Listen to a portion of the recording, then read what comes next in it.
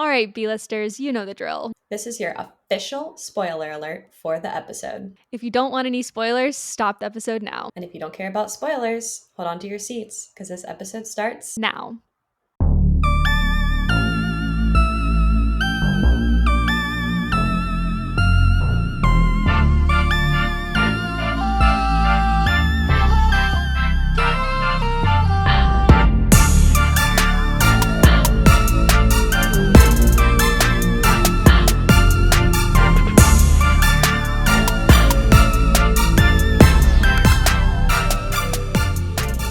Hi, Barbie. Hi, Barbie. Hi, Liz. Hi, Court. And hi, fellow B critics. Welcome to another episode of the B Critics Podcast. This is the movie of the summer, of the year, of the century, honestly, of our lives. It'll have you spewing punny lines like, "You are Kenuff," and "You have great Kenergy." If your favorite color isn't pink after this movie, then you're doing something wrong.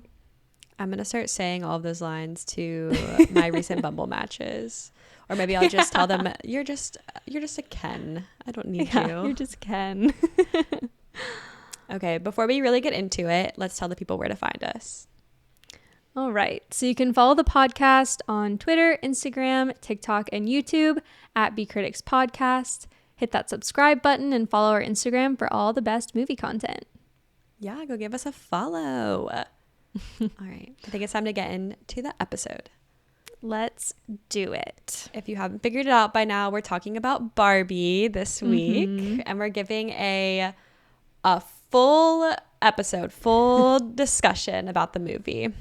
Yep. And if you skipped through the beginning part of our episode, just know that there are spoilers in this one. So if you haven't seen it yet, be sure to go and watch it if you don't want the movie spoiled for you, because we'll do that.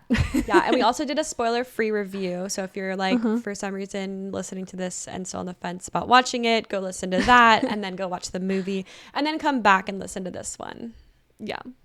All the things, all the content, all the Barbie content, because nobody's had enough of it. About the movie, Liz. Okay. So she's a Barbie girl in a Barbie world. Everything is perfect and sparkly and pink until it's not. And when we say it's not, it's really not. Barbie burned her waffle. She drank some expired milk. She has flat feet and cellulite, plus irrepressible thoughts of death. Something must be wrong in the real world, and Barbie is going to make it right. There are, of course, some bumps along the way, like the patriarchy, self-consciousness, and the hopeless feeling that all is lost. In the end, Barbie and friends are able to restore the peace in Barbie Land, with added equality measures and acceptance. The only problem now is that Barbie isn't sure if she still belongs in Barbie Land. Is being perfect and beautiful and everything enough, or is just being Barbie better? One of my favorite parts of the movie is when Kate McKinnon's character, Weird Barbie, asks Barbie, like, what's wrong? And she's like, oh, like flat feet and cellulite and like irrepressible thoughts of death. And she's like, what? What? Irrepressible thoughts of death. And she's like, oh my God, death. Too good. And when she shows her flat feet, Weird Barbie is like, ooh, I've never seen that before. Yeah. Kate McKinnon's amazing. So this movie is an hour and 54 minutes. It's a comedy and it is PG-13, so not for the children. I mean, you can bring your kids if you want to. It just has suggestive references and some language, and it'll probably go right over any kid's head, honestly. Yeah. I don't think children would like appreciate this movie. Like, I don't think they'd get it. No, I don't think so either.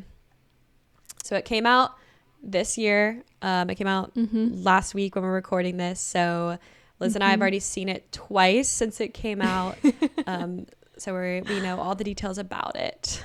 It also, if you're like living under a rock, it came out on the same day as Oppenheimer. It's Barbenheimer weekend. Yeah. It's the Barbenheimer month, honestly. The Barbenheimer content on social media is getting kind of ridiculous at this point. I'm like, everything doesn't need to be Barbenheimer. Like, I'm sorry. Like, I love what's going on, but like some of the remakes are kind of weird. Okay.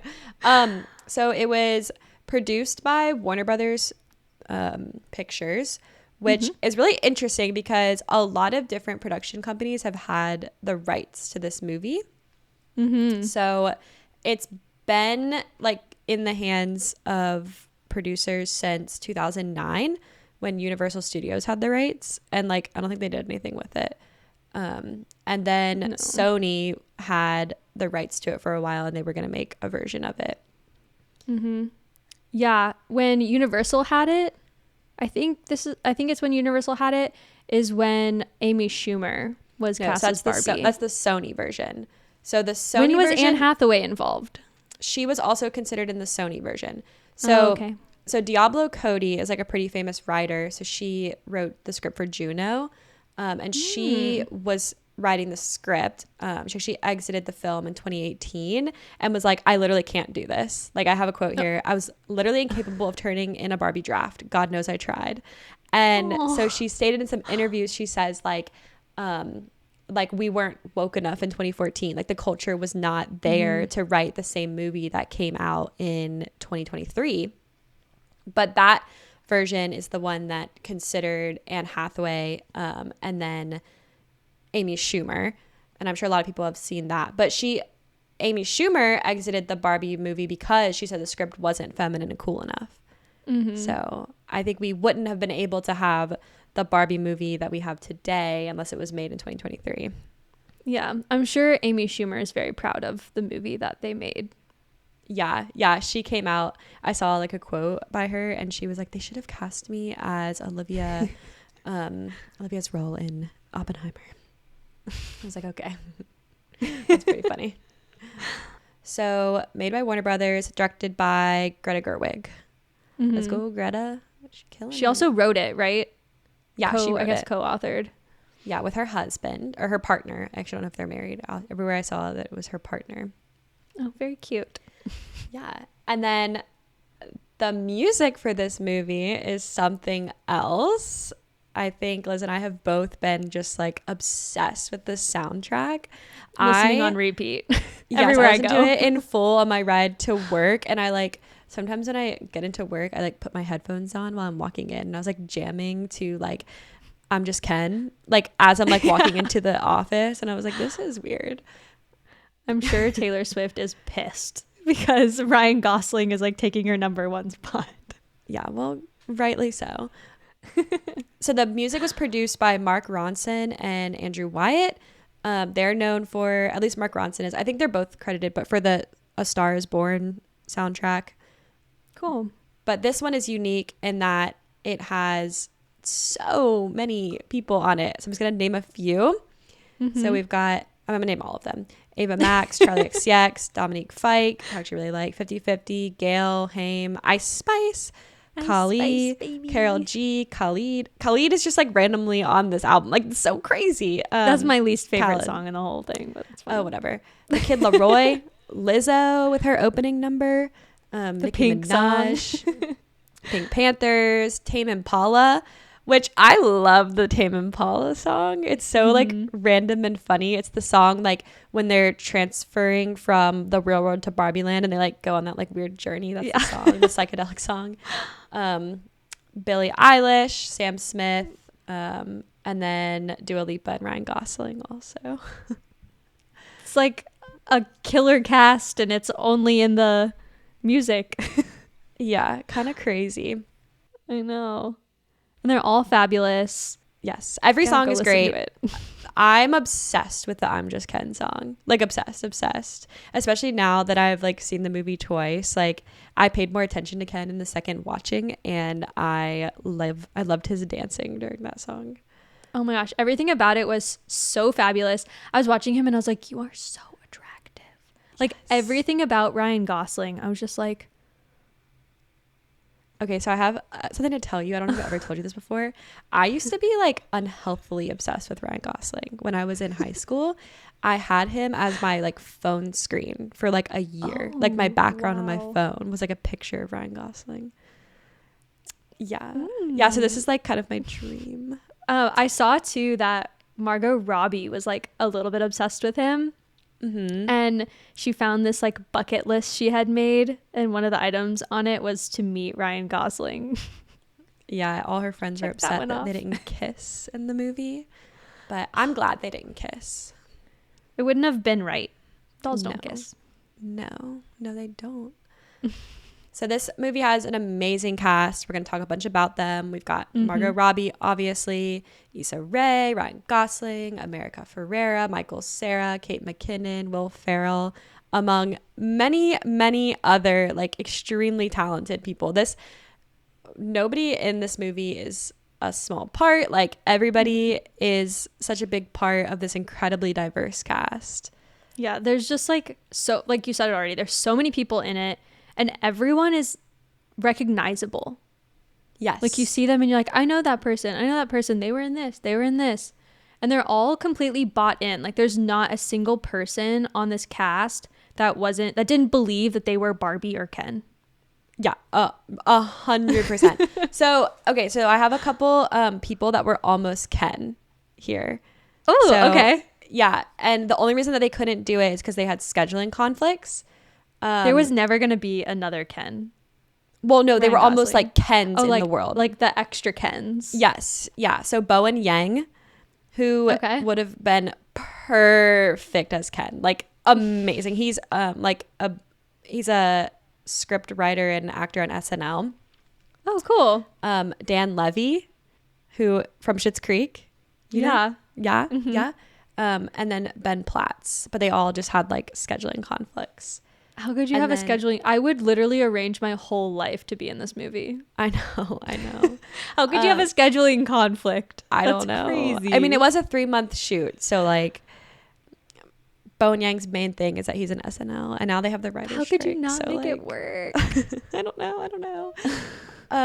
And then Jonathan Groff was almost Alan.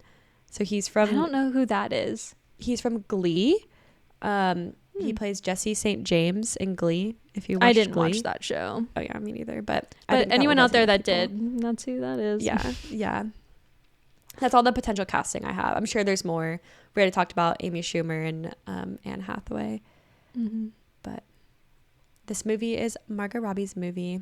Give her a Google and everything will turn pink and you'll know. Yeah. If you Google anything about the Barbie movie, Google has turned it pink and there's sparkles that come on the screen. Yeah. Like everything's pink. For the first time, like today, I think. I don't know why, but I Googled like Barbie movie on my phone and everything like sparkled and turned pink and I was like, whoa, it's fabulous. You should do that on every page. I know. And if you haven't seen, Greta Gerwig is breaking records, literally. So she now holds the title for the biggest debut weekend ever for a female director. Snaps That's amazing. For Greta. So it's made $162 million in the U.S. an opening weekend. Crazy. That is crazy. I know. I want to give like a little bit of history too about the Barbie, like about Barbie as like a company. Tell us, because I literally know like one thing. So. Oh, okay. So this is more about like recent history. Okay. And it's like pretty pertinent to the making of the movie because like if you remember from what I was saying before, around the time that the original script was being written was like 2014 timeframe. And just 8 years back in 2015, the Barbie company, their sales had gone down to $900 million, which is the lowest that they had ever been in 25 years. So they were like not doing great. So like, we need to do a rebrand.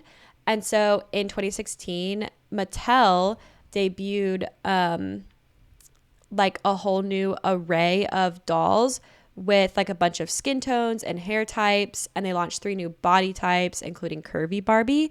And it didn't take off at first, but it like eventually did. And the Barbie sales rose and hit a record like $1.7 billion in 2021. So that's cool. Like, I think what it goes to say is that like Barbie as a company had to adapt to like the people of the world and like what people were looking for their children in recent years. And I think that is like very well reflected in this movie. Mm-hmm. Yeah, that's like exactly what this movie does. Yeah. That's crazy. Yeah, I know. I thought so too. Okay. Well, let's get into it. Yeah, let's start by talking about the characters. So we've got Margot and Ryan Gosling. Barbie and Ken. Yes. Couldn't have been cast better in my personal opinion. If you haven't seen Ryan Gosling recently, he has bleach blonde hair and he is getting spray tanned quite liberally, very orange tanned. Looks like a doll, literally straight up. Also, I don't know if they like brushed on those abs, but if he has those abs in real life, I'm very jealous of him. I think Very he jealous. has that in real life, honestly. It just gets worse. Yeah. Yeah. So I was really nervous when I was first going to see the movie about Ken's hair because I was like, it's so blonde. Like, why is it so blonde? So well. It looks And I so guess it's good. because like the very first Ken looked like that. So that's what they were basing it off of. Like he's stereotypical Ken and she's stereotypical Barbie. I think he is based because I think Ken originally was brunette, but he is based on the like beach Ken. Oh, That's that why he makes talks so about much beach sense. all the time. He's like the beach you off. Yeah, he's the beach Ken Barbie doll. That is my favorite joke in the whole movie. And the first rewatch, the first time I watched it, like everybody was laughing in the theater, and the second time I watched it, like the theater wasn't laughing as much as they should have been, and I was like bursting out laughing about like beaching people off, and they were just fighting. I was like, this is comedy genius. I think the first time we saw it at the like the Barbie blowout party, which is the early release. Mm-hmm. And I think the people that were there were all the people that were like really excited about the Barbie movie. Because the same thing happened the second time I saw it, where like people weren't laughing at all the jokes. And I think it's because people were bringing their kids. Oh. So it wasn't like all adults. Yeah, and so that's so like true. not everyone in the theater was getting it. Yeah, that's so true. Because the first time I saw it was the blowout party. So it was probably like people that were like really into the movie. And then the second time was like on the weekend. Yeah. That do be making sense. Yeah, you shouldn't be bringing your kids to this. I'm sorry. But they're just not going to get it. Like there's nothing that inappropriate where you like would be like, oh my God, I can't believe they've like heard this or seen this now. But it's just like, it's not a kid movie. Like they won't get it. They won't think it's funny. And be like, I don't understand. Like they'll probably be annoying because they're gonna be bored. Yeah, I totally agree. So next we have America Ferrera, my literal favorite character. Like I want to be her so bad. Yes. So my fabulous. My absolute favorite part of this movie is when America Ferrera snaps the first Barbie out of being like brainwashed by the Kens. And she goes on her rant about women just being women in the world. And I literally cried the second time I watched the movie when that part happened. I was crying like throughout the whole thing, like wow. laughing, crying, emotion, crying. Like I was just so happy. Yeah, America Ferrera executed that so amazingly, and she just felt like a real mom. It was like natural. Relatable. Like one of us could have gone on that rant, and like that's what we would have said. I don't know if I'd have said it as eloquently well as she said it, but I probably would have used some expletives too. So yeah, mine would be full of expletives. Okay, just remember this here for this recording. Okay, if you drop more than 2 F-bombs, it's rated R. So is that the same for YouTube? I don't know. I think YouTube has special words. I've read the guidelines very thoroughly, and it just says like minimal swear words. And I also select not for kids when I post our videos. So all of you out there, we did our due diligence. Yes.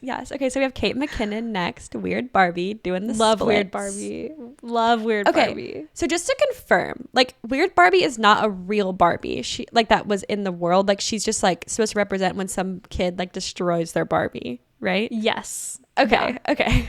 I did that to my Barbies. My Barbies got haircuts. My Barbies got new makeup. My Barbies were all weird Barbies by the time I was done with them. It just made them better. They were well loved. I don't think I had any weird Barbies, but I had a weird American Girl doll because my sister revenge cut her hair because I cut her hair like a few years before. Courtney. I know. It's fine. I mean, she wasn't like painted. She just had the weird haircut. So then Will Ferrell plays the CEO of the real world company Barbie. Mattel. Mattel. I'm not a Will Ferrell fan. I'm just gonna like preface. I don't like Will Ferrell. I don't think he's funny, but I do think he like worked well in this role. Yeah, I agree. I don't love Will Ferrell. Yeah, I'm kind of the same way. I'm not like a big Will Ferrell person. Like I don't love like the classic like Ricky Bobby, like those types of characters, but I do like him in Elf. Yeah, he was really good in Elf. It's a similar character, I think, to the Elf character. Yeah, I was actually thinking that because oblivious to the world. Yeah, it's like very immature. Yeah, the tickle party thing. I was like, this is weird. Yeah, that was kind of verging into like the other Will Ferrell side, like not the Barbie side. That was like that. I feel like that was for the Will Ferrell people who like came, you know. Then we have Issa Rae, who was President Barbie. She was so fabulous. I loved her. She was so great. Yes. No comment. No comment. No, really, no comment. And then Michael Cera, who was Alan. Alan has my heart. Alan's character was so perfect because he was like, so Alan was the only of the male Barbie dolls that the Barbie dolls accepted. Okay. He's the only one. I think he was meant to show like how men and women working together works and how it's like, because like they wouldn't have been able to like accomplish everything without him, because you know he like beat up the construction workers and everything. I think he was just kind of there. I think he was there. I loved him. Comedy. I thought he was so great. I mean, I thought he was great.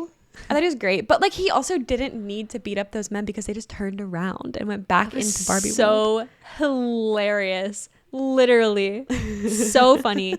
And you know, okay, so at the beginning of that scene he says like I'm Ken's friend and all his clothes fit me, you know. Yes That's on the Alan Barbie dolls box.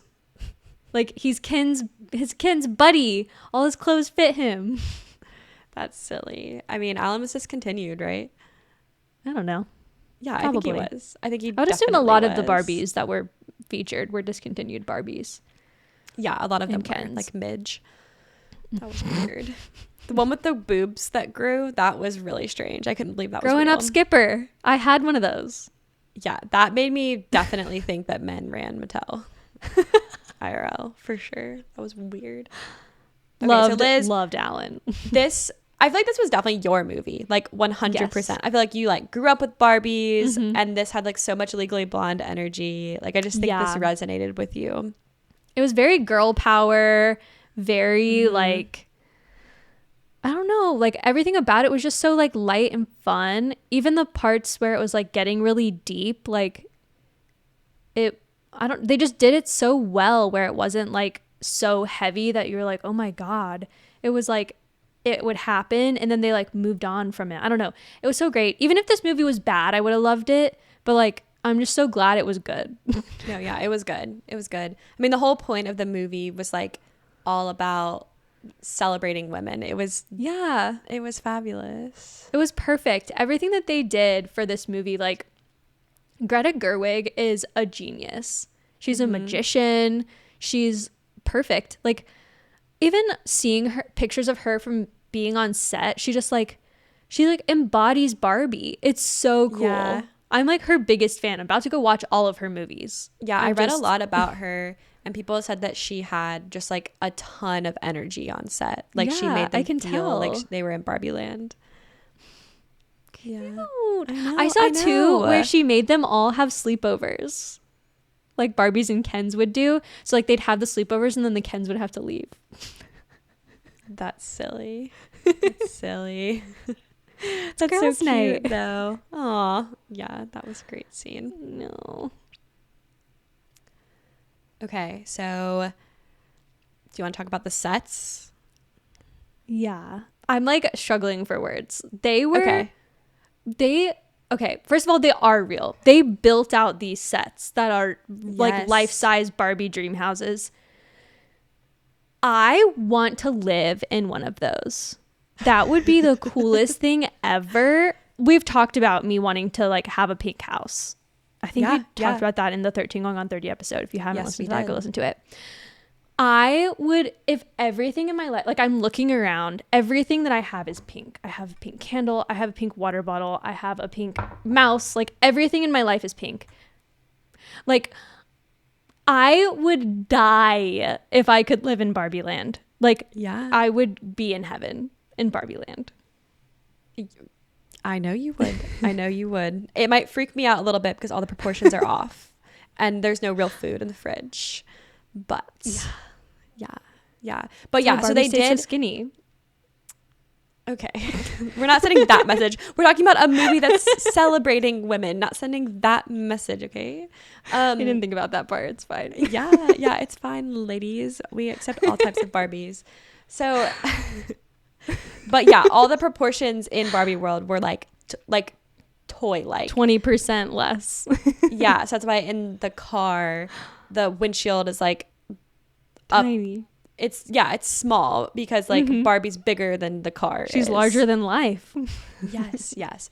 But yeah, for the set, like all the props and the backdrops in the Barbie world were hand painted.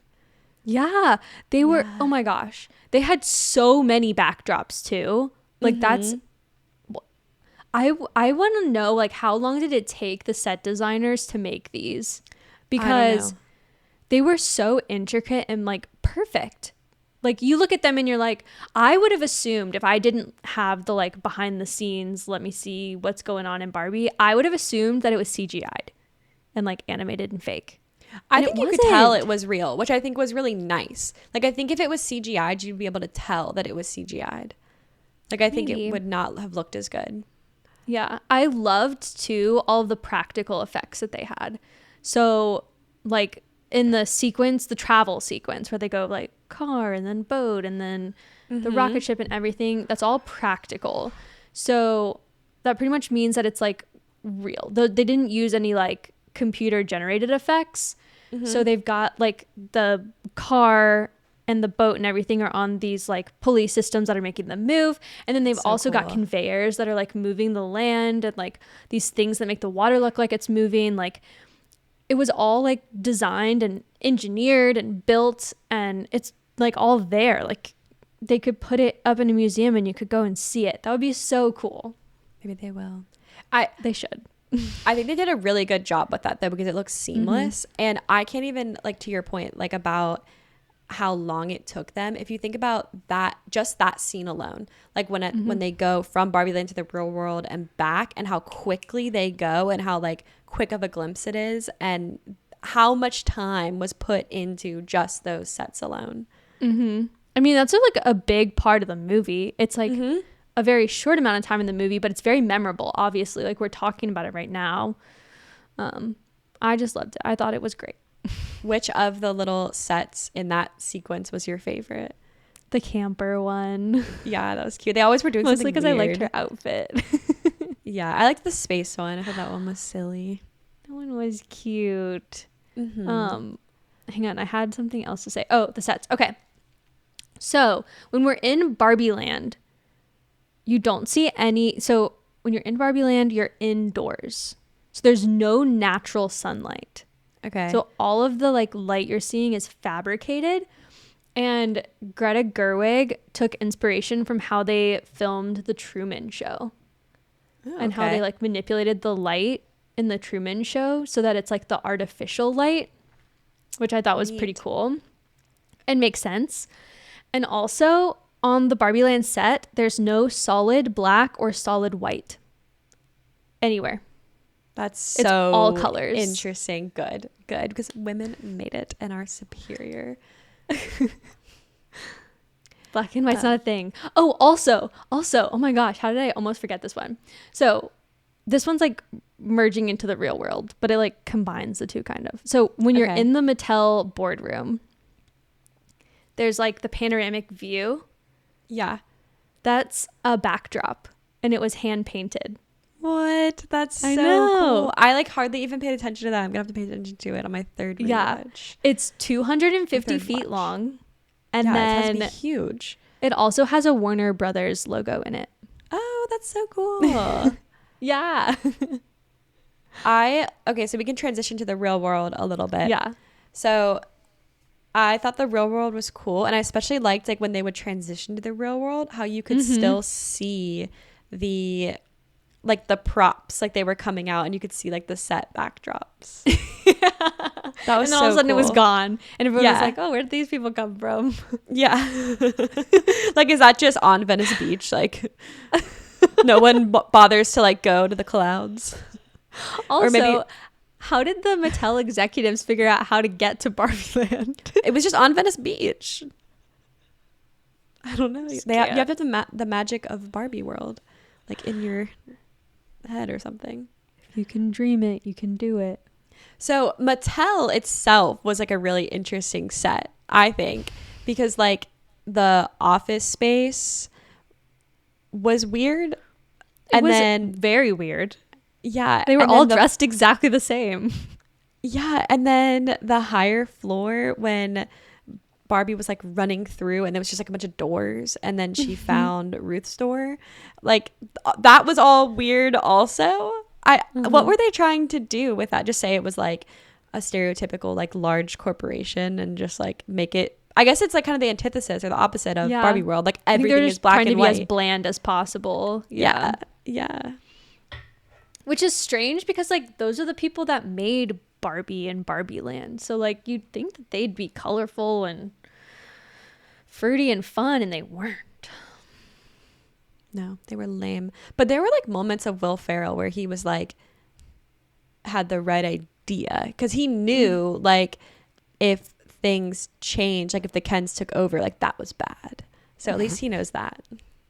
I loved when the Kens took over and he's like getting reports from his people like back in the real world, and he's like, "How bad is it?" And they're like, "The Mojo Dojo Casa houses are flying off the shelves." Yeah, that was awesome. I wish they were tanking. Of course they were selling. Mojo Dojo Casa house. You didn't have to say Mojo and Dojo.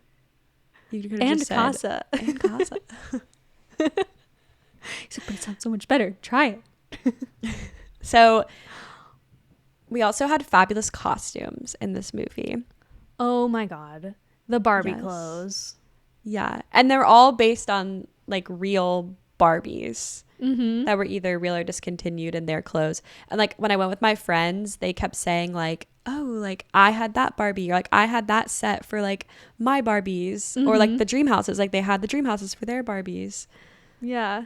I liked the part where, so Ken has taken over the dream house and it's now the Mojo Dojo Casa house, and he's like throwing all of her things, and he like throws the whatever clothes, and he would, like say the name of it, throw it out, and then it like put it up on the screen. Yes. The yeah, palazzo that was amazing. pants. Yes, the palazzo pants. Amazing. I also liked Ken's fur that he wore. Oh my God. That was like an homage to Rocky. Yes. Right? Yeah. Yeah. They also lined the inside of it with horse hair. Because Ken was obsessed with horses. Wait, we need to like take a time out for a second and talk about the horse thing. So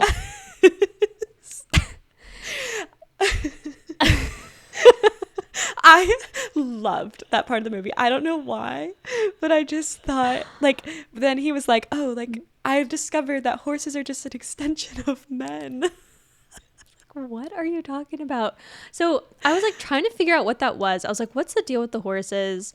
And I was in DC this past weekend. Yeah. And we were like walking around looking at all the like art and statues and whatever. And every statue had a horse in it. It was like a man on a horse, and all the statues. Yeah. It's like, what's the deal with the horses? Yeah. Men just like horses, I guess. Yeah. They like to make fun of horse girls, but they're really the horsemen. Yeah, yes. The horse boys. Horsey boys. Horse Kens. Horsey boys. I like that one. That's cute. Talking about going back to the costuming. Yes. So Margot Robbie's hair is larger than life throughout the entire movie until the end. And that is all thanks to wigs. Margot Robbie wore wigs throughout the entire movie. Every time she changes her outfit, she wears a different wig, and she has 18 different wigs throughout the movie. Well, yeah, she has to. Her hair changes like all the time. Yeah, every time you, like almost every time you see her, you're like, what in the world? But I think it worked. Like, it wasn't distracting in any way. It wasn't like Kristen Stewart wearing I was a wig. literally looking at it, and I was like, why is my hair not as full as yours? Yes. I'm also so glad I was having a thought recently that full hair is back in, because my hair just is so much better, like being bigger. And like back when I was like let it be a little frizzy. It's okay. Yeah. When I was younger, like that never would have flied, but now it does. And Barbie's just going to make it keep flying because she had such big hair. Oh my God. One other thing I had to say about the costuming or the wardrobe. So throughout, you see Ken in various costumes. He's changing costumes too. But he wears Ken branded underwear over his non-genitals. Yeah. Over his blob, flesh-colored blob. What does weird Barbie call it? Flesh-colored blob. Bulge? Something like blob. That. I don't know. Something like that. Very funny. I like how when they like came into the real world and they went to change into something like better, they just changed into like cowgirl outfits and wore that the rest of for like a while after that. Most of the movie. Yes. Okay, so let's talk about like kind of like the scene by scene. We've talked about some of it, but we start the movie by Barbie going through her day, and we have the Pink song by Lizzo, which Pink I like when when the second version, when they were like spelling out PINK and they were like just like K death.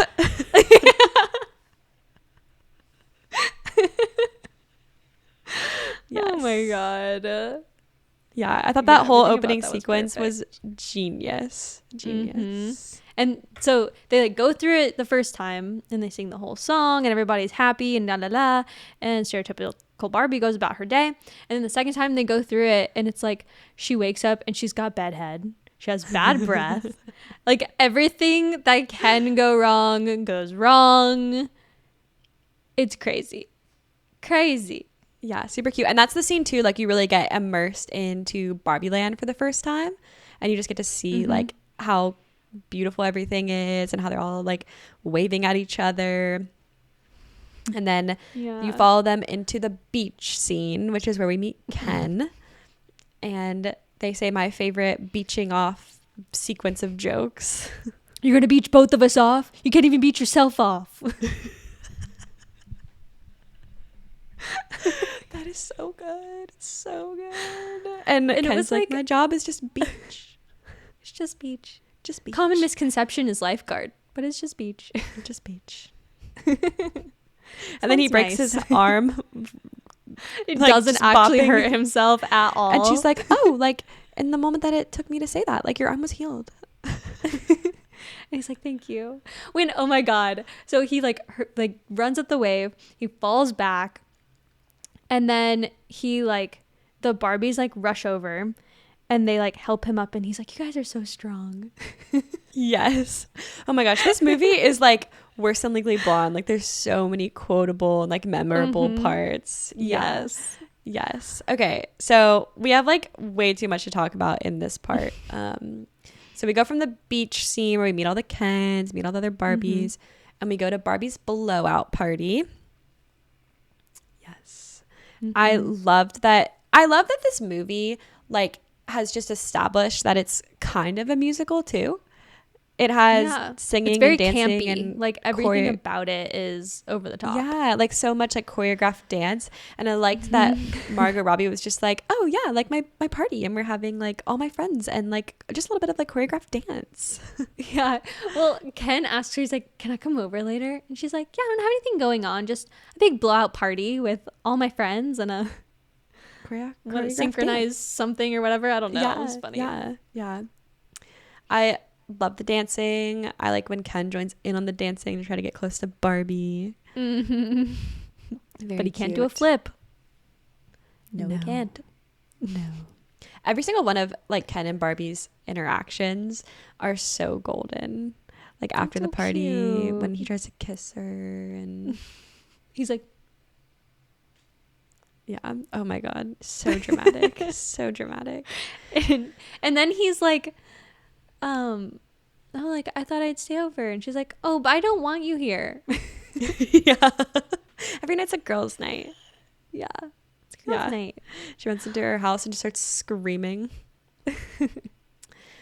So Barbie wakes up after, okay, well, so at her blowout party, she like, what does she say? Like the death thing. Yeah. Is anyone else having thoughts of death? About death? Yeah. And it's like, I'm dying to dance. Yeah. Yeah. So she wakes up, not perfect. You already mentioned she's got bedhead and all the things. And so she has to go to visit weird Barbie. Mm-hmm. Yeah. The like breaking point is when her feet are flat. Oh, yeah. We said, and they all forgot about the flat feet. And then they're like, you got to go see weird Barbie. And she's like, weird Barbie. And they're like, well, you've never malfunctioned before. Yeah. I liked how she did her feet too. I saw somewhere that Margot Robbie like doesn't like when there's like a stand-in for her hands or her feet. So she made a really big point of like making sure that it was actually her feet and that she was like actually like standing on super high tiptoes when she was like walking around, which is crazy. Yeah.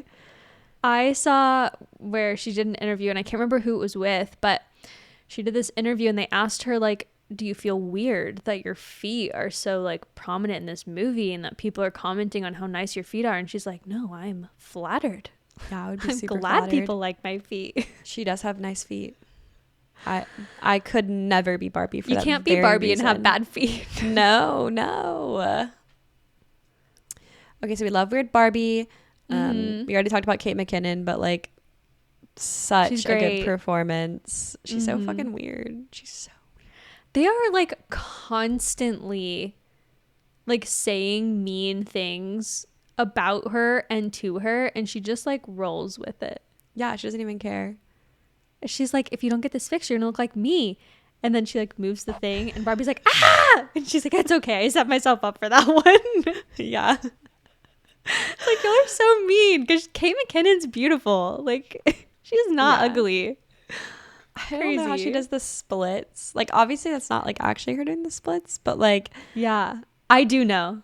Oh, you know? Yeah. Okay. So there's a bunch of little like hidey holes in her set. So like she has a set too that's her dream house, and there's a bunch of holes. So every time that you see her and she's like in the splits, she's just got one of her legs sticking in a hole. Yeah, and somebody else puts their leg up, or a fake leg? It's a fake leg, yeah. Okay, yeah.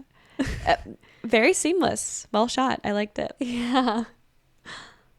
And so I also want to mention too, this scene with weird Barbie, she does the like heel and Birkenstock. The Birks. Yeah, she's like, you can either like go and like discover like the real world, or you can just like go back to like the way that life was. So that was an homage to The Matrix, actually. Really? Yeah, because in The Matrix, there's this like really classic scene where Neo discovers that like the Matrix exists, and he is presented with a red pill and a blue pill. And so the red pill would enable him to understand what was actually occurring outside the illusion created by the Matrix. So he would like see the real world. And then the blue pill would allow him to return to experiencing only that illusion. So that's like what Barbie was presented with as well.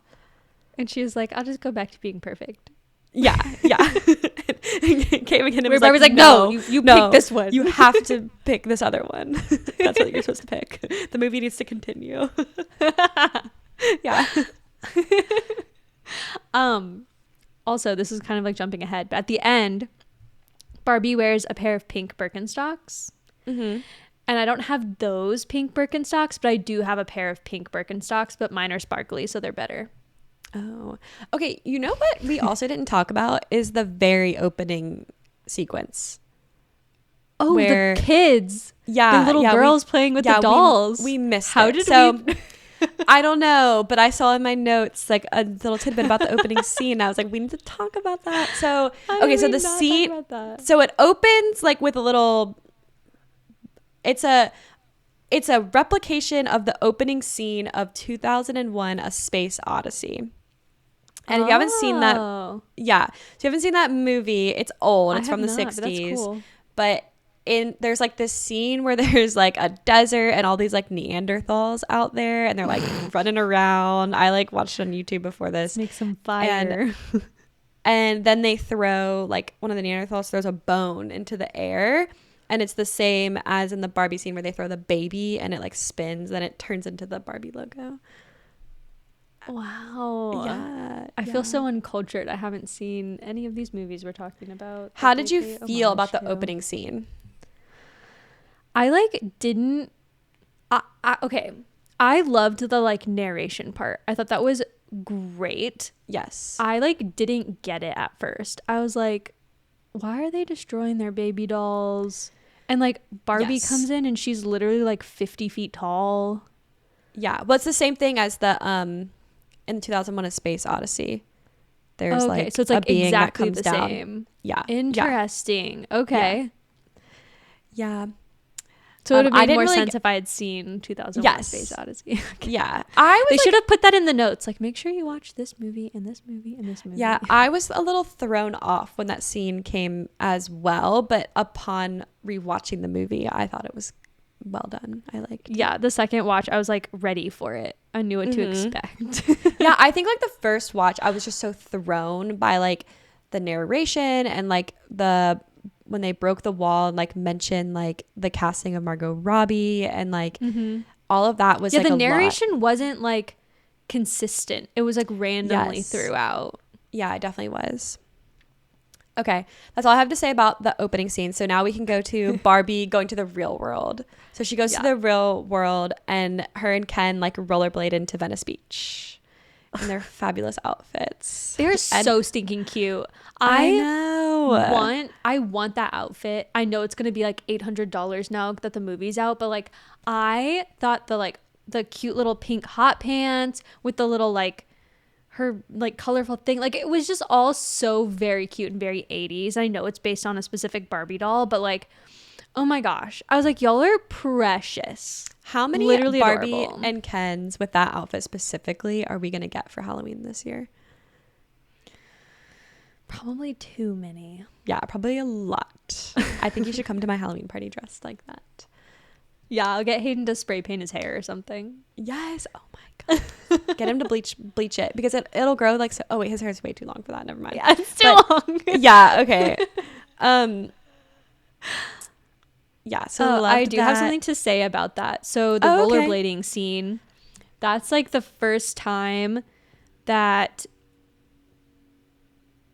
it like seems real. Like she's rollerblading and people are commenting on her body, everyone's staring. Yes. And she starts to feel like a human and have like human emotions for the first time. And I watched an interview with Greta Gerwig, and Greta Gerwig said that when they were filming that scene, because they were on like in a very crowded area, that everything that they portrayed in the movie like actually happened in real life. Yeah. So like people would come up and like high five Ryan and not say anything to her. They were just staring at her. And it was like very real. And Greta Gerwig said that her heart was like hurting for Margot Robbie because she was like watching this unfold. And she was like, but we like had to capture all of that because that's like what it is. Yeah. That's like how the world is. Yeah, it's really shitty. You know, like when she walks over to the construction site for some feminine energy and it's just a bunch of like creepy old men that are like saying the nastiest shit. Like I hate that. Made me so mad, honestly. I've worked on construction sites before and like that's exactly how it is. Well, I think they wouldn't say it like to her face. They'd say it after she walked away, but they would still say shit to your face. They would say so. I don't remember anybody ever saying anything like that to me. Have you worked on a construction site before? I mean, I worked in a chemical plant. Yeah, but have you ever worked construction in workers. construction? Construction is so different. The men are like weird as hell. I mean, they're just like around. They just don't know men. how to act. They're around men all day, and they're only around Yeah. men, and they're just like, when that happens, like boys just say like weird stuff. They say so weird stuff. There's a lot of people on the internet that think that that's not really how things are. So I'm glad that you're like bringing that to light because you've experienced it. Yeah. People say really inappropriate stuff. And I think it's specifically in industries like that where, like, I'm sure you have some experience of it with any industry that's like partially, like mostly men, but in industries like construction where it's like almost 100%, it's just crazy, I think. Yeah. But yeah, that's very sad. And I think Margot Robbie does a really good job of like seeing that emotion on her face, like especially when she's like sitting down and just like thinking things through, and you see her cry for the first time. That was my favorite scene.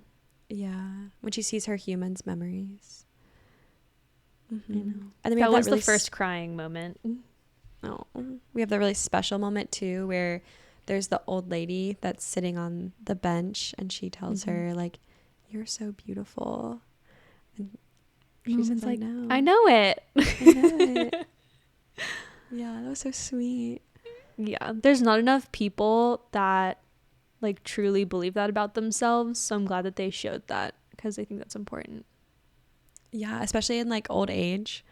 I don't know, because I think and was Barbie's really like so caught up in like looking perfect and being perfect, and for her to like realize that like human beings are perfect in their own way, like they age and do all these things, but like that doesn't make you less perfect. Yes, I 100% agree. So let's switch gears to Ken discovering the patriarchy. Oh my god. From the moment they got there, Ken. And what's crazy is that's really how men are. If they walk around in public, they get one compliment. They get one compliment. It's so funny, but it also makes me so angry. I'm just like, of course, like this is how Ken experiences the world. But I do like this scene where he goes to Century City and like everything is just like men everywhere. And then he discovers horses. And then he talks to that random woman at the school about patriarchy. Yeah. Oh my gosh. She's like, okay. Yeah. Oh my god. And then at the school too, Barbie meets Sasha and her friends. Teenagers are awful. Yes. Couldn't agree more. Teenagers are so bad. Like Barbie has done nothing wrong. She's walking up to you and being very nice. And here you are just gonna tear her down. Yeah. I love the girl that like tried to warn her, like, don't go talk to Sasha. She can come and talk to you, but you don't talk to her. She's like, they never listen. That was the most middle school thing I'd ever seen. It felt real. I mean, it also was interesting to see like the middle schoolers, because like I can't even imagine being a middle schooler today. I feel like I had a hard time when I was in middle school, and going through all of that with social media today and this like pressure to feel perfect, I just think it would be way too much to deal with. I'm not gonna lie, I think I peaked in middle school. Yeah, you're not my only friend that said that. I believe that about you, but I did not peak in middle school. There was one year when I had like no friends in middle school, and it was really rough. Courtney. I know. In high school I thrived. High school was like amazing, but middle school was high school. Okay, well, see, there you go. But then you thrived in college, so all is well. Yeah. I will say Sasha was very Gen Z. Like everything about her, the way she dressed, her thoughts, like everything about her was very, like if you were between the ages of 13 and 16, you'd probably resonate very much with Sasha. Yes. Yeah. Is that still even Gen Z? Like, is that like one below Gen Z, or like? What is the next one? There's another one after Gen Z. But I think she might still be Gen Z. But like kids that are like under 10 are like a different generation. Because already another generation? Yes, there definitely is another generation. I can't remember what it is, but they're definitely a little bit different. They're all like weirdly obsessed with YouTube and like just bad because their parents just like give them an iPad. Like they're the iPad kids. They're the instant gratification generation. Yes. Yeah. So I think that like the next generation of kids is gonna be a little bit different because like people our age are seeing all of that and are like, yeah, we need to like restrict. And we've been in therapy since we were like 10. Yes. Yeah. So we also get to see Mattel. We talked about Mattel a little bit. And then America Ferrera, who is the real person that Barbie was seeing the memories of because her name was Gloria, right? Gloria. Yeah. When they like playing with Barbie. show Barbie and Gloria like figuring out that like they're the reason why this is happening. Yeah. It's like so heartwarming because they just like Barbie just like has this giant smile. She's like, it's you. Yeah. And Gloria's like, you're here for me. You had the cellulite and the thoughts of death. Oh my gosh. Thoughts of death. I like how too they just like gloss over the thoughts of death, right? Like she's like, thoughts of death, Barbie. What's wild is that is so my mom. Like that is so like Dawn. Yeah. That's my mother's name, everyone. That is so her to like need that and have something cool like Barbie coming to life happen to her. Like, yeah. And just like resonate with her. And then for you to just be like, Mom, what the fuck? What's happening? What's happening? Oh, gotta love Dawn. So then they all like, okay. So we've lost Ken at this point, and Ken has gone back to Barbie Land, and then eventually everybody follows him to Barbie Land. Ken but turns watched Barbie get abducted and just let it happen. Yeah, well, he's a man, okay? They can't. He's like, it's Mattel. She's fine, right? Yeah. Yeah, in that strange unmarked car. Okay, but he goes back and he turns Barbie World into the craziest Kendom I've ever seen. What's wild to me is it's all still pink. They just threw like tacky Western stuff up with it. Every TV in the background of the dream houses was just playing like horse montage. And the like see it in the doors. The horse. And he brought the Hummer, remember? Yeah. Oh my god. Oh my gosh. I do have something to say about the cars. Okay. So the Hummer that he brought is the electric Hummer. And it was one of like the first ones to come off the production line. Wow. So that's pretty cool. And Barbie's car is also electric. And her Flamingo mailbox also doubles as an electric charger. That seems unnecessary, but okay. Oh, for the car. For the car. Yeah, for the car. Oh, okay. Yes, it's you perfect. do need that if your car is electric. Yeah. And it doesn't matter if you park in front of your mailbox because the mail lady walks. Yes, true. So the Kens are psychotic. Barbie gives up because she's like, what the fuck do I do now? And then when they come rolling in and she's like, oh, like everything's backwards. Like the Kens are the cheering and blah, blah, blah. And they drive up and like, she's like, that's our president. Serving beer to Ken. She's like, a broski beer. Can we take a broski beer? A broski beer? Who's my big boy? From the mini fridge. Oh my god. The stupid mini fridge. What is up with men and okay, I'm sorry. Mini fridges. What, we're going on a what rant is now. the appeal of mini fridges? Just have a real size fridge. There are men at my work that have a mini fridge. That is definitely a thing. They just need their broski beer like all the time. Like all the time. All the time. Okay, look. If it was cute and pink, I might have it. Those exist, but they're for our makeup, not for our drinks. Those are like this big. Yeah, they're micro fridges. Yeah, for skincare. Micro. Yeah. The Kingdom is terrible. It's awful. The wildest part to me is that Barbie and Gloria and Sasha are like, what happened? Like, what changed? And Ken's like, we just explained to them what patriarchy is, and they cracked. And it's like, Ken knew what was happening to the Barbies, and he just let it happen. Yeah. And he thinks Barbie's gonna want to date him after that? Crazy. No, not a chance. Well, he doesn't have his own identity. He just like, I don't know. Okay. So Barbie's dipping out, and then we've got Gloria and her daughter are like, we gotta go back to the real world, and Alan follows them. We have that like really weird scene where like Alan, well, not weird, it's comical, but like he beats up all the Kens that are building the wall straight up. He's like, as soon as we figure out how to build this wall across instead of just up, we block everybody out. The fight scene was so unnecessary. It was fabulous. Just there for comedic relief and to give Sasha and Gloria a chance to decide they wanted to go back to Barbie Land. Well, I think it was like a moment for like a redemption arc for Sasha, like coming of age for her, you know. We need to go save Barbie. What was the song that was playing in the car? It's called Closer to Fine. Okay. And I don't know that song. It sounds different. Like if you play it on Spotify, it sounds different than in Barbie, and I'm sure it's because they made it lighthearted in Barbie, but it's a sad song. Oh, okay. And I think what that song was is that it's a song that Gloria was singing.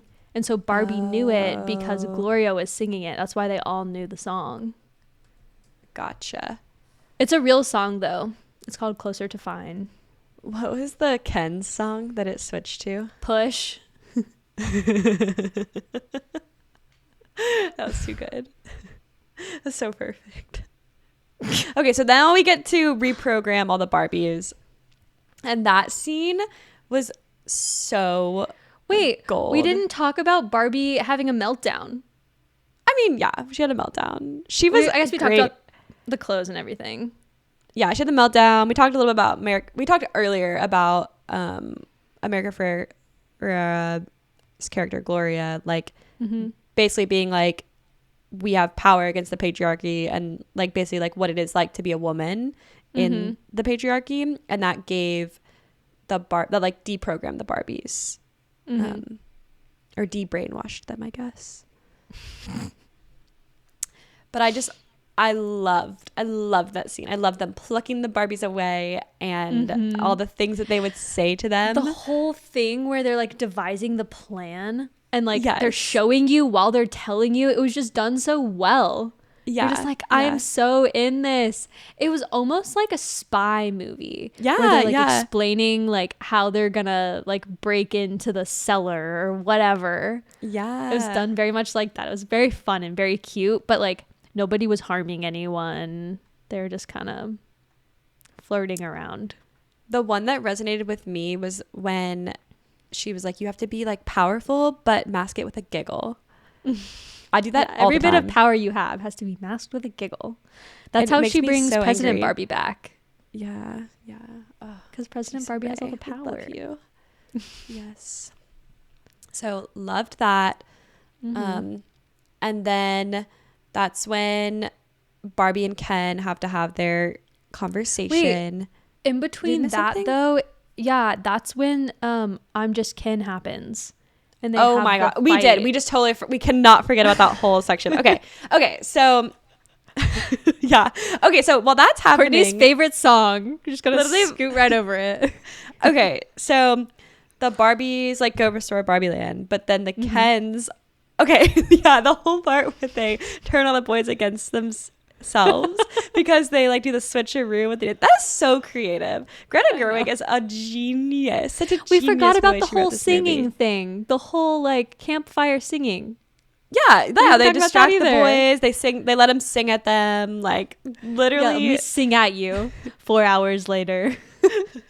Before that too, when she was like, oh my gosh, like, can we watch The Godfather and you can explain the whole thing to me? Talk at you through the whole movie.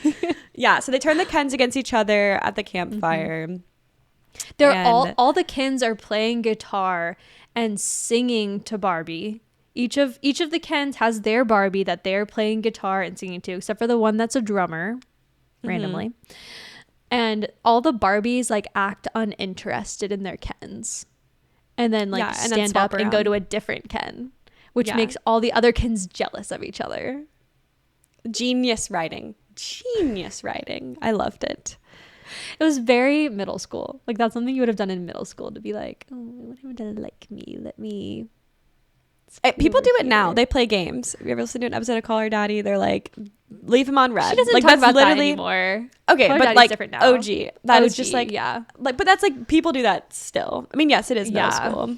But like that's basically the vibes of Barbie Land, if we're being honest. And then the Kens like decide that they're going to have a war against each other, but they have no weapons. So they're like tickling each other and giving each other like noogies and like beaching each other. Archery with like the suction cup. Yeah. They like just like take their shirts and like open their shirts a little bit and like they're like, oh. And then the two like rival Kens like do it at each other so hard, and it's like the ball of sparkles. We didn't talk about the sparkles.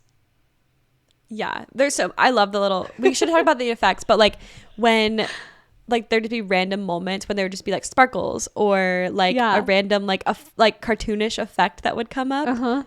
Cute. Love. Yeah, like when Ken smiles, he goes like and it goes like the ting and there's a sparkle. So cute. Okay, we're getting distracted though. We're supposed to be talking about the Ken dance number. I'm just Ken. I'm just Ken. So that was so random.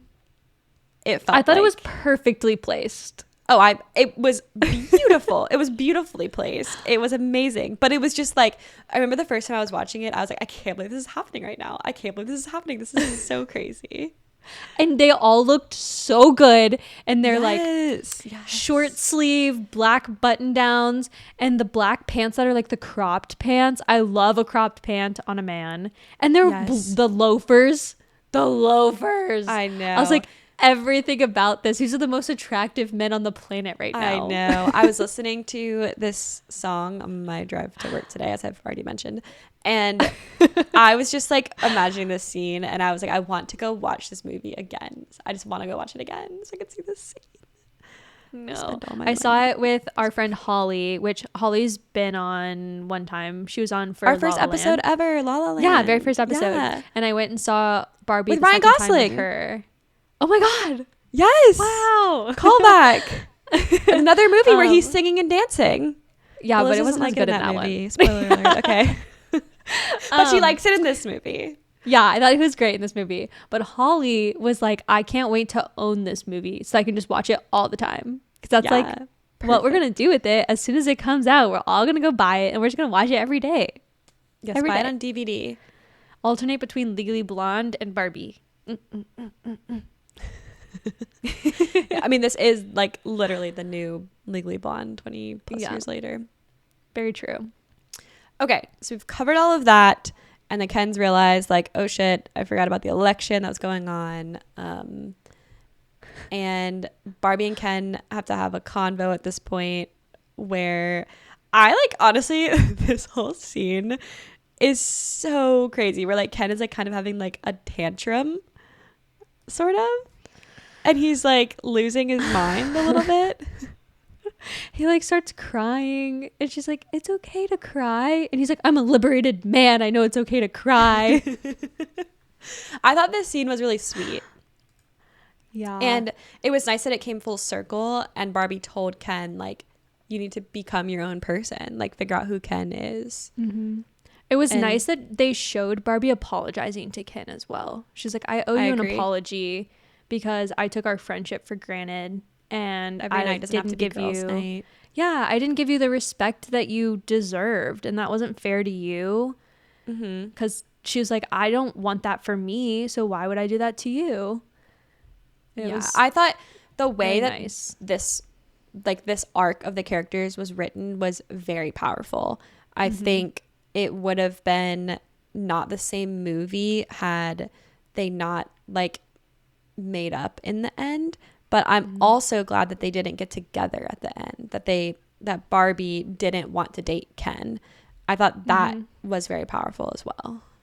Yeah, not all women like want to have a boyfriend. Not all women want to get married. Like some women just want to live their lives, and that's completely fine. And that's what this shows. Some of the Barbies end up with their Kens, but they don't all have to.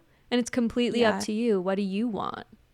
Doesn't have to be what everybody says it needs also to be. Doesn't have to be like the person that you feel like you're supposed to be with. Like I feel like so many people try to just like get with somebody because they like check the boxes or whatever, but like that's not the point of being with someone.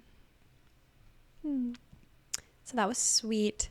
And Barbie Land is restored. Ken like realizing like his value too. He's like, I'm Ken, I'm not just like Barbie's accessory, like I'm my own thing.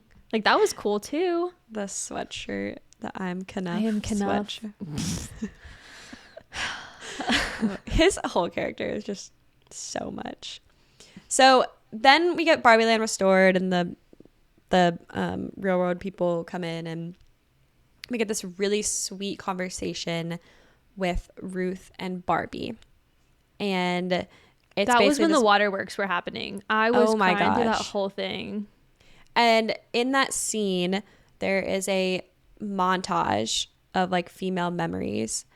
And Greta Gerwig actually sourced that memory montage from the cast and crew. And it included like clips of young Margot Robbie in there as well. I know. That part was really sweet. It makes it so much more special. Yeah. That wasn't just fabricated. Like those were real people. I know. I agree. I just thought that that was so beautifully done. I like that they had Ruth in there as well. And I like that they played fun at her with the tax evasion stuff too. Yeah, it was nice. Her character, it was nice that while she was the one that like originated Barbie pretty much, she didn't, like Barbie didn't have to answer to her. Yeah. She was like, I knew that this day would come. And it's kind of like, well, I don't know really if it's like this, but it's kind of like the mother-daughter situation. Yeah. Like, well, because Ruth is almost acting like her mom and saying like, you don't need my permission to go and be yourself, to like go and live your life. Oh yeah, it's exactly like that. I mean, Barbie's named after Ruth's real daughter, Barbara. And then she takes her real name after her son in the real world. See, they're not even meant to be together. They're meant to be brother sister. Yes. It's all wrong. That's strange. I don't like that fact. But I did look into, because I was curious, I looked into Ruth's tax evasion stuff. And she did get in trouble for evading taxes, but she didn't get like real harsh punishment. She had to pay like $57,000 in fines, I guess. And then she also had to do like 2,500 hours of community service. That's a lot of hours. Yeah, it is. Like, I know that's getting off like scot-free, but like, yeah, I'm sure she could have done, she did whatever. I'm sure she had a lot of time. Yeah, I'm sure she's fine. Yeah. But very good. And then at the very end, Barbie goes to the real world, and you see her going to her gynecologist appointment. She stepped out of that car and she's like all dressed up, like professional. I was like, homegirl has a job interview. Like she's moving on with her life. And she literally walks up and they're like, what's your name? And she's like, Handler, Barbara. I love that she took the daughter's name. Like, I think that was really sweet. And they're like, what brings you in today? She's like, I'm here to see my gynecologist. Yes. Yeah, that was, the whole theater was loved hilarious. That. Yeah, it was hilarious. There was roaring when that happened. It was the appropriate way for the movie to end. I agree. It was very cute. Yeah. So that's Barbie in a nutshell. Since she talks about not having a vagina when she first comes to the real world. Yeah. Like makes a point to point it out. Yeah. Or like whatever's down there going on. So that's good. Scene by scene. So now we need to address the elephant in the room. And that's the whole concept, like the story, the premise of the movie. The which whole is point.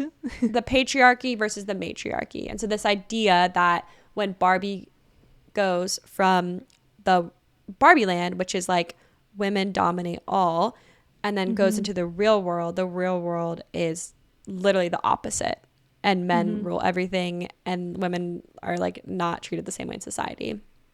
Yeah. And I just like, we need to address it. Like, this is real life. Like, every woman who's watched this movie has just resonated so much, and just to see it played out on the screen like that, like when Barbie first goes into the real world, and like you can tell, like in this episode recording even, I'm getting passionate about it because I've felt these things in real life, and it's validating. All of it. Very validating. I agree. That you're not the only one that sees it, and you're not the only one that's experiencing it. Like, yes, somebody is so passionate about this, they made a whole movie about it. Like, I don't know.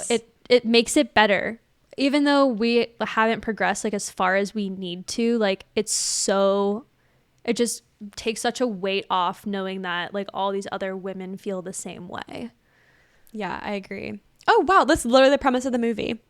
That all the Barbies find out, and like, you know, they're all like together in on the patriarchy. So yeah. I think something else to note is, and I wrote it down here, that Barbie, so the way that Mattel has marketed Barbie has like evolved over time. Yes.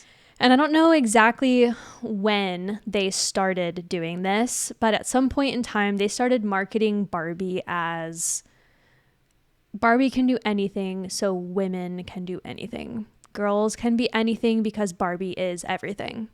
Yeah. And I think that's a super important message for little girls, especially considering they don't see a lot of that in their lives, which is unfortunate. There are women that are in charge. There are women in leadership roles. I'm not downplaying that at all. There are, but not nearly enough. Women are half the population of the world, and they don't make up half of the leadership positions. Yeah. And so it's really important, even if it is a doll, even if this is a movie about a doll, it's so, so important for young girls and young women to see it portrayed as like a positive thing and a good thing. Yes, I 100% agree. I think like from my personal upbringing, like there was never any like thought of you can't do something when you grow up. And I think that contributed to me like being in a male dominated field, because I'm like, I never thought it was something that I couldn't do or couldn't be interested in. And so my family was like that as well. It wasn't until I got to college that I started experiencing the you can't. Or I would tell people what I was going to do, and they'd be like, you're going to have to get dirty, you know? Yeah, whatever. All you women out there, we see you. We feel it too. We're with you. Yeah, I think this movie hits it so perfectly, and the dichotomy of Barbie and the real world, just like being opposites of each other, is so clever. I just can't get over how clever this movie is. I know. Who thinks of this? Like, how did they come up with this? It's amazing. It is. And anybody who's like mad about this movie, like, grow up. Like, it's just a movie, and it is like, it's not literally that serious. The world is it's like literally this. just a movie. Yeah, but I love it. Yeah, and like we already talked about this, but I'm gonna say it again. It's so perfect that in the end, Barbie gets to be more than just a woman in love. Oh my gosh, right? yes. She gets to be like whatever she wants to be, and they don't really define what that is. So it's set up for sequels. I have seen that there is potentially going to be a sequel to this movie. Bring or it more on. Movies. I wouldn't be surprised ready. if like Ken gets a spin-off movie, if Barbie gets a part 2. Like, I don't know. Oh, Ken needs his own movie. I would love that. He does. I just want to say one more point before we move on from this little topic. Yes. Is that the whole point of the movie? I think people are getting really caught up in Barbie Land's the matriarchy and the real world's the patriarchy. But the real, like the root of the movie, the real meaning that they're trying to get across is that women are looking for equality. Yeah. They don't need to run everything. They don't have to have every leadership position, but having a seat at the table is really important. And that's like the whole point. And if roles were reversed, you'd feel like Ken. So yeah, exactly. They're supposed to show like, I think that's why people are upset, because it's showing like probably a lot of people's insecurities. Yeah. Oh, so serious. Okay. Okay, so this movie, one last thing, is so rewatchable. We've seen it both twice. So. Already so quotable. I'm already planning to go see it again with my mom. I know. I want to see it again, honestly. This is the Legally Blonde of our generation. Mm-hmm. I think we were talking about it a little bit before, but it resonates so well, I think, with millennial women. I'm sure it resonates well with younger girls too, but everybody I've talked to that's my age just like gets this movie. Mm-hmm. Yeah.